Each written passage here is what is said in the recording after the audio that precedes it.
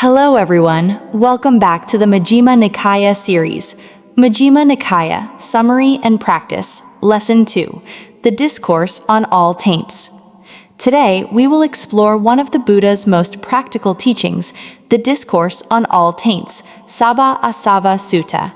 This is the second discourse in the Majjhima Nikaya. The Buddha delivered it at Jetavana Monastery in Savatthi to a community of monks. In this discourse, he explains how to remove the mental defilements that keep beings trapped in suffering. The teaching is important because it addresses a question that concerns every practitioner. Why does suffering continue to arise, and how can it be brought to an end? At the beginning of the discourse, the Buddha says that the destruction of taints is for those who know and see. Liberation depends on wisdom and clear understanding, not on blind belief. A key term in this discourse is wise attention, yoniso manasikara. Wise attention means directing the mind in a way that leads to understanding and freedom. Its opposite, unwise attention, strengthens craving, attachment, and confusion. The word taints, asavas, refers to deep mental impurities that continually influence our thoughts and actions.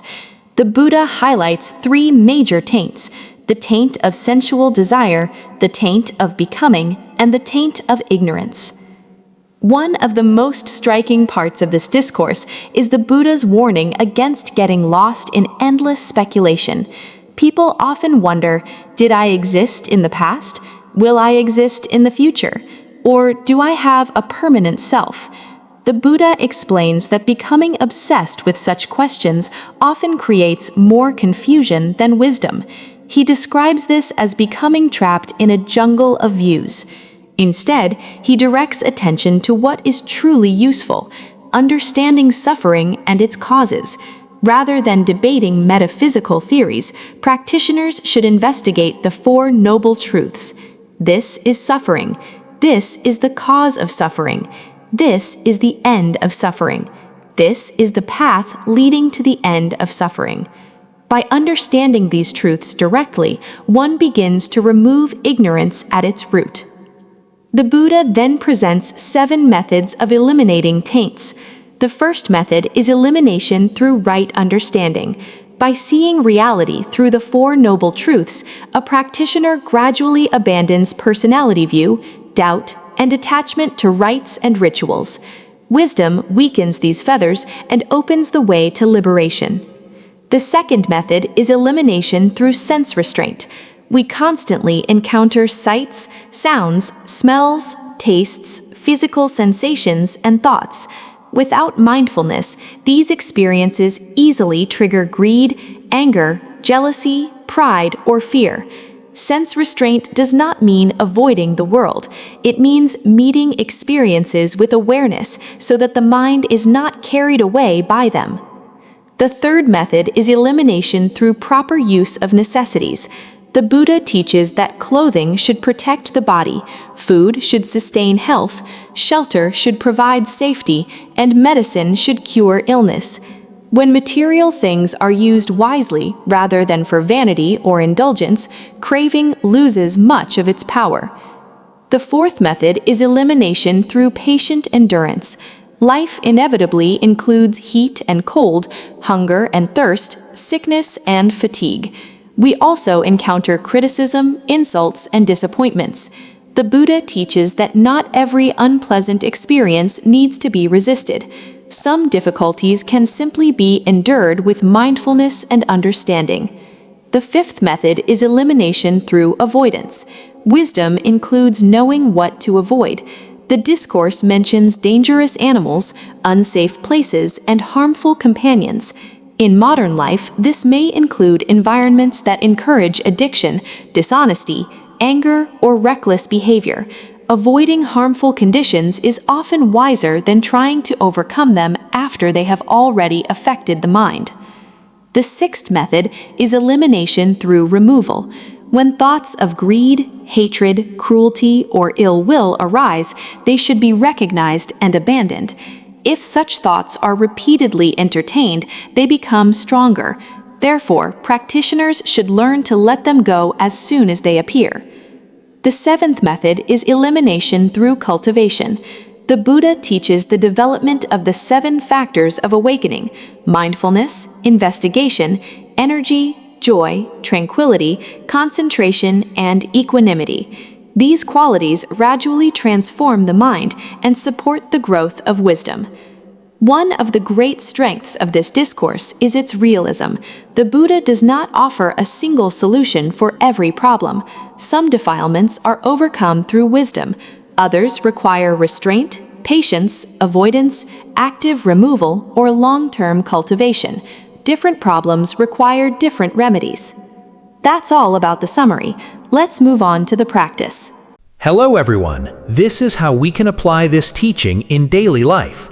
1. Practice wise attention. Several times each day, pause and observe what occupies your mind. Ask yourself, does this thought reduce greed, hatred, and confusion, or does it increase them? If a thought leads to resentment, anxiety, jealousy, or craving, recognize that dwelling on it is unhelpful. Redirect attention towards something wholesome and beneficial. This is wise attention in action. 2. Reflect on the 4 noble truths. When difficulties arise, avoid immediately blaming people or circumstances. Instead, investigate. Ask, what am I attached to? What expectation is not being fulfilled? What craving is creating this suffering? This reflection helps reveal the real causes of distress and turns suffering into an opportunity for insight. 3. Guard the sense doors. Pay attention to what enters the mind through the eyes and ears. Notice which websites, videos, conversations, or social media content regularly trigger anger, fear, envy, or restlessness. Sense restraint does not mean isolation, it means being selective about what we consume mentally. Just as we protect our physical health through healthy food, we should protect our mental health through wise sensory choices. 4. Use material things mindfully. Before eating, shopping, or purchasing something, pause for a moment. Ask yourself, do I need this? Am I using this wisely? Is this serving a useful purpose? The Buddha encourages us to use material things with gratitude and moderation rather than attachment and obsession. This simple habit helps cultivate contentment. 5. Develop patience. Many people suffer greatly because they resist small discomforts. Traffic jams, long lines, criticism, bad weather, and minor illnesses often produce disproportionate frustration. When discomfort arises, practice observing it rather than reacting immediately. Notice that sensations, emotions, and thoughts are constantly changing. Patience strengthens emotional stability and reduces impulsive behavior. 6. Avoid unwholesome conditions. Part of wisdom is recognizing situations that repeatedly lead to suffering. If certain environments encourage gossip, addiction, dishonesty, or excessive craving, reduce your exposure to them.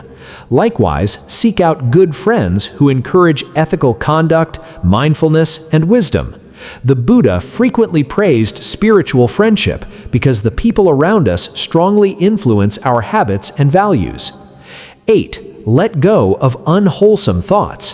When anger, jealousy, greed, or resentment arises, do not identify with it. Instead, simply acknowledge anger is present, craving is present, jealousy is present. Observe the mental state without feeding it through repeated thinking.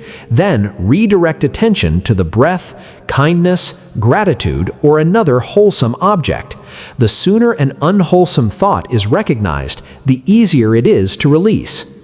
8. Cultivate the factors of awakening. Set aside time each day for meditation.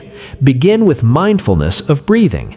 As mindfulness grows stronger, observe your thoughts, emotions, and experiences carefully. Develop steady effort, appreciation, calmness, concentration, and equanimity. These qualities gradually weaken the taints and support genuine inner freedom. Even 10 or 15 minutes of daily practice can produce meaningful change over time. Conclusion: the Sabbāsava Sutta is one of the Buddha's most practical and psychologically insightful teachings.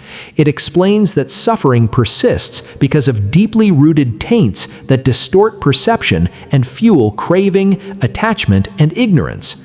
The Buddha offers 7 methods for overcoming these taints: right understanding, sense restraint, proper use of necessities, patient endurance, avoidance, removal, and cultivation. The discourse reminds us that spiritual growth is not achieved through belief alone or through endless philosophical speculation. It is achieved through wisdom, mindfulness, ethical living, and consistent practice.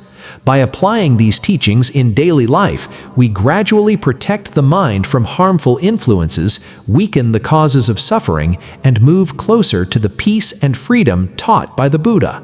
That's all for today. Thank you for listening, and see you in the next lesson.